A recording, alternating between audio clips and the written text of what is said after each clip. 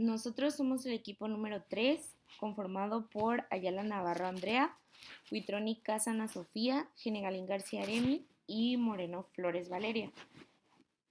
Nosotros les vamos a hablar sobre el tema tablas de 2x2, razón de momios, riesgo relativo y riesgo atribuible.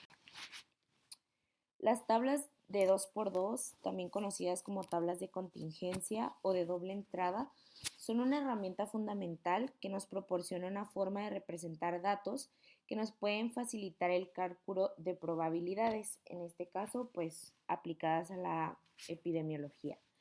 Estas son una distribución en filas y columnas en la que los individuos de una población se clasifican en función de variables. Pueden ser 2x2 variables o X cantidad de variables por X cantidad de variables.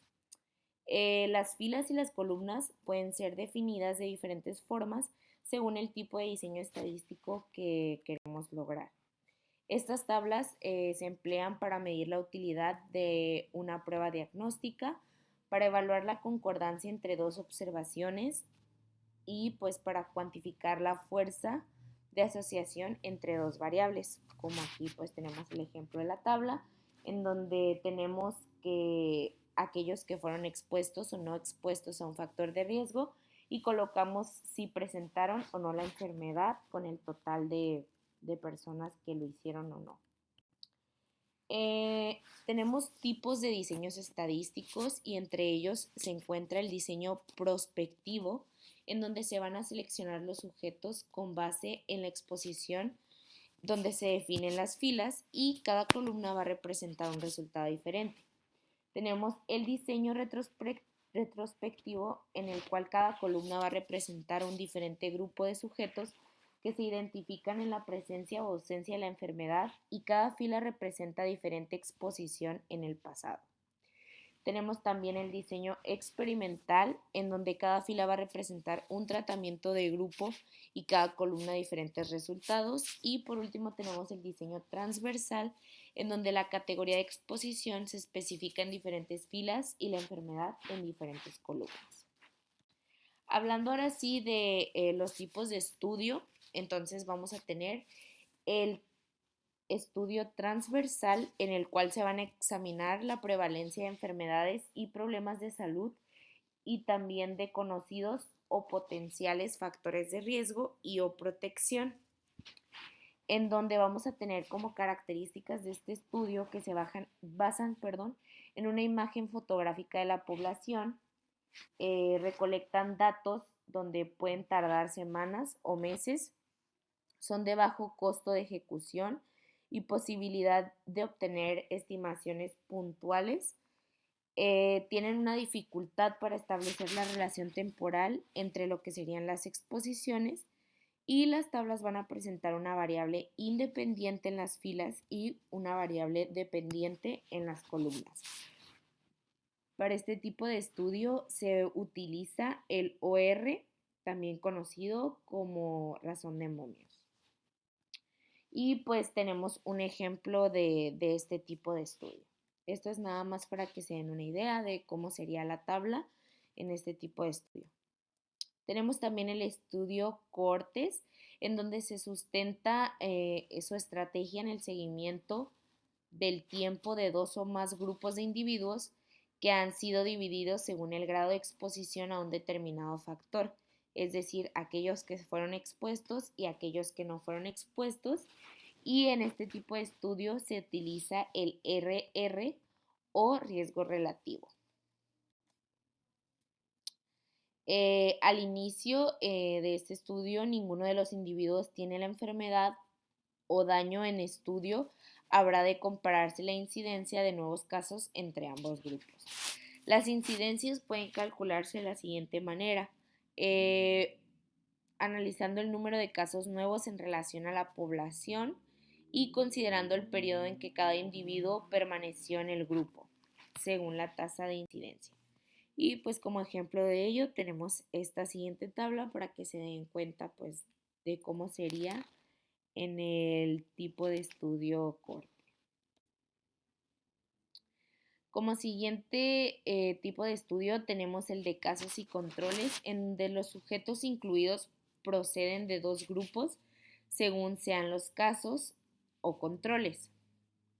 Entre sus características tenemos que se van a comparar los antecedentes de los enfermos de una población con los de los sanos, se van a poner de manifiesto posibles diferencias de la razón por las cuales unos se enferman y otros no, y en el análisis se van a comparar las exposiciones de los casos con las de los controles.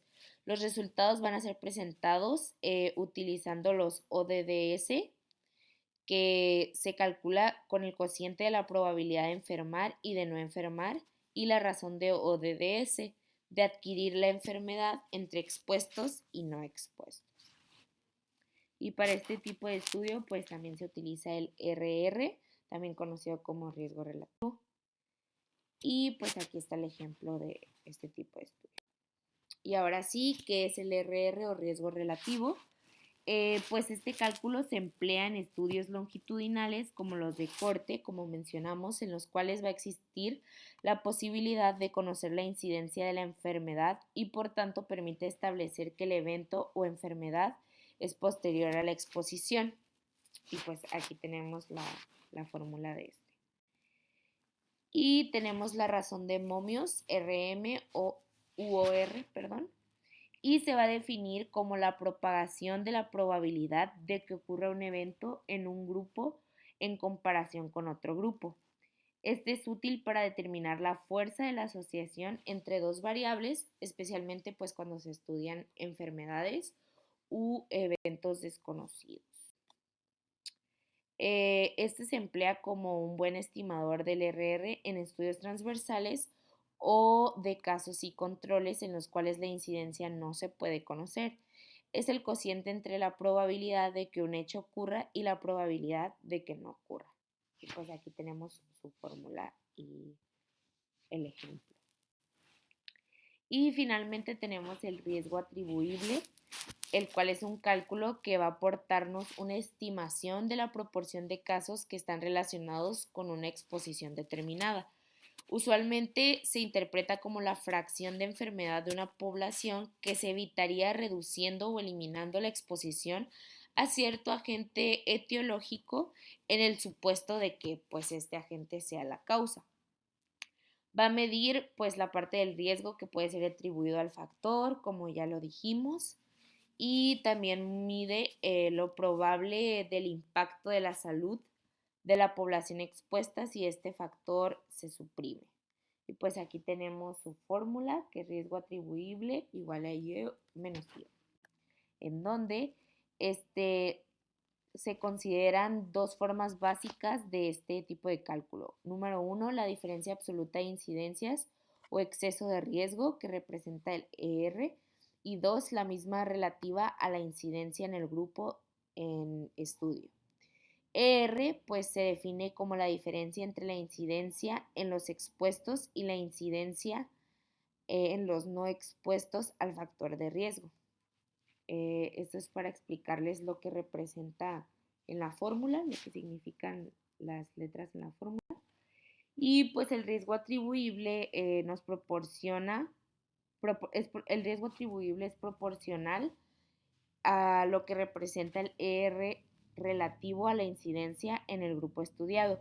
Si este está constituido enteramente por personas expuestas a un determinado factor de riesgo, se habla de riesgo atribuible en los expuestos. Y si el grupo estudiado es la población total compuesta tanto de expuestos como de no expuestos, pues nos referimos al riesgo atribuible poblacional.